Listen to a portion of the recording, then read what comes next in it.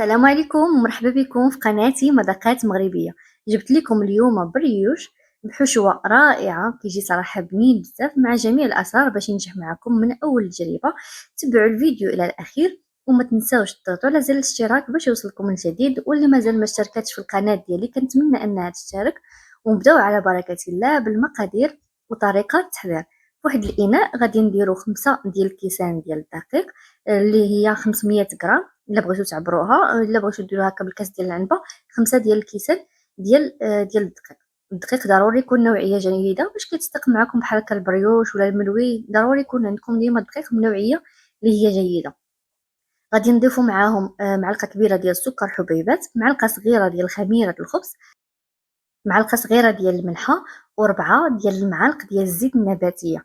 صافي غادي نضيفوا عليهم كاس ديال الحليب اللي يكون بحراره المطبخ، ما يكونش هكا دافي او حتى شي حاجه.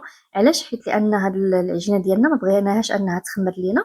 كنضيفوا حيت درنا فيها معلقه ديال الخميرات الفوريه، ما كنبغيوهاش تخمر لنا، درنا لها الماء دافي او الحليب دافي راها كتخمرها لينا. درت هنا في الاخر كان خاصني مازال نزيد الماء، درت عليها نص كاس ديال الماء، درت كاس ديال الحليب ونص كاس ديال الماء، درتهم حتى كيتعجنوا ليا مزيان وكنشوفوا انا داك الدقيق ديالنا تعجن. عاد كنضيفوا معلقه كبيره ديال الزبده، زبده عاديه غير ديال البواطه، ما كتحتاجوش زبده ديال التوريق او لا الزبده الاخرى، غير ديال البواطه كافيه انها تخدموا بها بهاد العجين. صافي هنايا كيف ما شفتوا من بعد ما عجنت العجينه ديالي راها خفيفه وكتلتصق في اليدين. غادي نجيب نديرها بالكرات. هنا قسمتها على 5 ديال الكرات اللي يكونوا كبارين شويه ما يكونوش صغار. صافي هنايا نجيب واحد الصحن اللي كندهنوا ضروري بالزيت، كديروا الكرات ديالكم وكدهنوهم من الفوق بالزيت وكتغطيوهم واحد المده ديال 5 دقائق. صافي وكافيه، ما تكثروش لهم بزاف. كيف ما قلت لكم حنايا ماشي غرضنا بهم انهم يختمروا لينا بزاف. صافي هنا ذوبت الزبده، وريتكم النوعيه ديال الزبده اللي كنخدم بها. كديروا اي زبده نتوما تخدموا بها كيف ما كانت، حتى الزبده ديال البواطه يمكن لكم تخدموا بها عادي. صافي غادي تذوبوها. ضروري انكم تذوبوها مزيان حتى كتشوفوا ان ديك الزبده ديالكم بدا كتغير اللون ديالها وكيولي بحال بني. عاد كتحيدوها وكتخليوها تبرد جانبا. جبت العجينه ديالي كنستعن بالزيت، ضروري كتلقوا في الاول بالزيت، كتلقوها مزيان حتى كتشوفوا العجينه ديالكم ولات هكا رقيقه. عاد كدهنوا بالزبده، كدهنوها هكا بالزبده رشات اللي هما خفافين. صافي وكتبقاو كتجمعوها عادي على شكل اللي هي مسمنه، بحال اللي كنديروا المسمن ديالنا عادي. نتوما كتجمعوا وانتوما كدهنوا. الا شفتوا بلاصه انكم ما وصلتوش ليها الزبده كدهنوها بها. ما تخافوش من العجينه، راها واخا تقطع لكم حيت راها خليناها خفيفه كيف ما شفتوا من الاول، راه ضروري انها غتقطع لكم. واخا تقطع ماشي مشكل، حنا ما غرضناش بها انها تنفخ ولا شي حاجه. صافي هنا كيف ما شفتوا راني درتها على شكل اللي هو مربع، وغادي نخليها جانبا حتى نكمل الكميه ديالتي كامله. عاد كنرجع لاول وحده خدمت بها.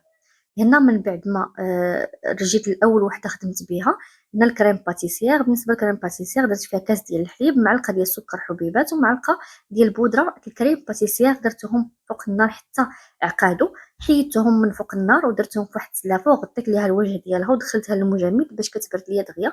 يمكن لكم هذه المرحله ديروها هي كاول خطوه باش الكريم باتيسير كتبرد لكم دغيا وما كتقطع لكمش العجينه فاش كتبغوا تخدموا فيها.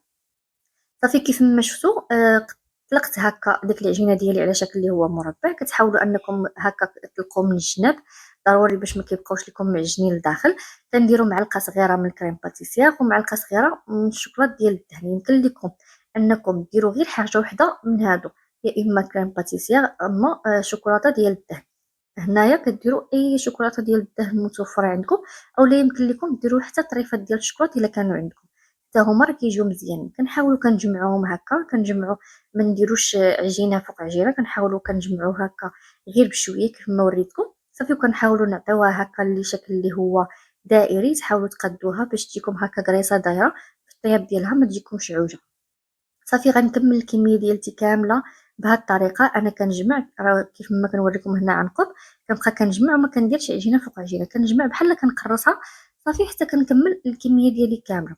في هذا الاثناء كندير هاد الكميه ديالي كامله في صينيه ديال الفرن اللي مفرشها بالورق ديال الطبخ. اللي ما عندهاش الورق ديال الطبخ يمكن لكم انكم دهنوا غير الصينيه ديالكم بالزيت.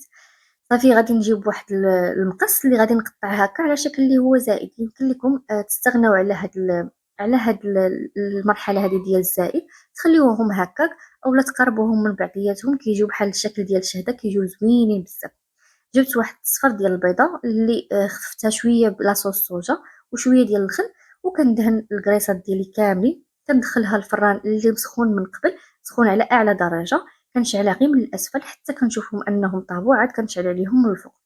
شوفوا كيفاش كيجيو، راه كيجيو صراحه زوينين زوينين بزاف، والمذاق ديال الكريم باتيسير ديال الشوكولات كيعطيوهم واحد المذاق اللي هما زوين، وكيصبروا معكم مده هكا طويله. الناس اللي كيبغيو يديروا بحال هاد الكريسات ويخليوهم مده ديال الاسبوع راه كيصبروا مده ديال الاسبوع، غير هما ديروهم في الثلاجه باش ما كيخسروش لكم، حيت راه فيهم الكريم باتيسير باش ما كتخسر لكم. ديروهم في بواطه وديروهم في الثلاجه، راه كيصبروا معكم مده ديال الاسبوع. كان هذا هو الشكل النهائي ديالهم، كنتمنى يعجبكم، والى اللقاء فيديو قادم ان شاء الله.